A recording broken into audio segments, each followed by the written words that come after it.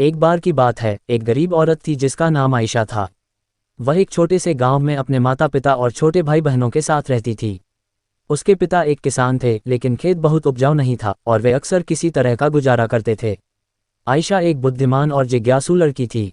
वह अपने आसपास की दुनिया के बारे में जानना पसंद करती थी।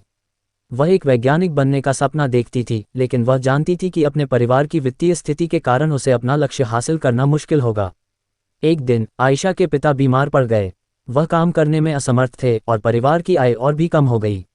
आयशा को अपने परिवार की मदद करने के लिए स्कूल छोड़ना पड़ा। आयशा ने अपने परिवार का समर्थन करने के लिए कड़ी मेहनत की। उसने घरों की सफाई और खेतों में काम करने जैसे अजीब अजीब काम किए। उसने स्थानीय बाजार में सब्जियां बेचना भी शुरू किया।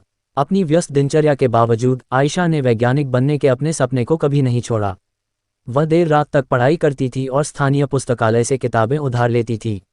उसने घर पर भी अपने स्वयं के प्रयोग करना शुरू कर दिया। कई सालों की कड़ी मेहनत और दृढ़ संकल्प के बाद आयशा ने आखिरकार अपने सपने को हासिल कर लिया। वह विश्वविद्यालय में दाखिला लिया और वैज्ञानिक बन गईं। उन्होंने विज्ञान के क्षेत्र में महत्वपूर्ण योगदान दिया। इस कहानी की सीख। आयशा की कहानी हम सभी के लिए एक प्रेरणा है। ये दिखाता है कि अगर हम अपने दिमाग में रखते हैं और अपने सपनों को कभी नहीं छोड़ते हैं तो कुछ भी संभव है। ये भी दिखाता है कि हमारे जुनून का पालन करना महत्वपूर्ण है, भले ही यह मुश्किल हो।